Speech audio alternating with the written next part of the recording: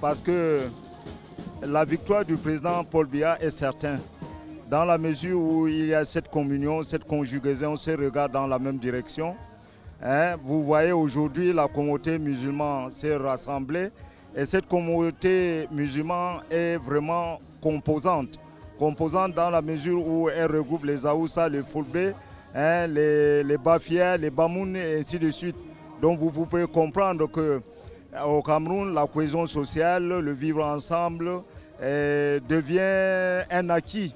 Un acquis pourquoi? Parce que nous nous rassemblons à tout moment pour expliquer la nécessité de voter le président de la République, son Excellence Paul Biya, qui n'a jamais ménagé aucun effort pour l'avancée de notre pays et que notre pays demeure un pays de paix, un pays émergent en 2035.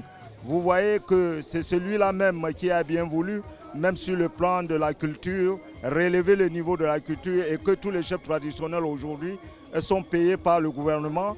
Donc c'est déjà un pas de plus et c'est là, en tant que chef traditionnel, j'interpelle tous les chefs traditionnels d'avoir un regard positif vis-à-vis à l'élection du président Paul Biya le 7 octobre 2018.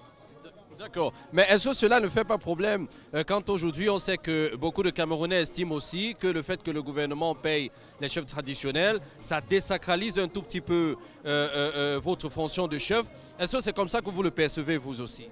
Vous savez, je dois vous dire plus d'une chose. Les chefs traditionnels rendent service aux fils et aux filles de la nation camerounaise. Et en retour, il doit avoir le retour de l'ascenseur. Il faut comprendre qu'ils méritent tout cela et plus que cela. Parce que les chefs traditionnels sont d'abord ceux qui maîtrisent la base dans notre pays. Et vous devez comprendre plus d'une chose, que les chefs traditionnels doivent avoir un traitement particulier dans ce pays parce qu'ils sont des modérateurs, ce sont ceux-là même les gardiens de la tradition et qui définissent chaque famille par son nom.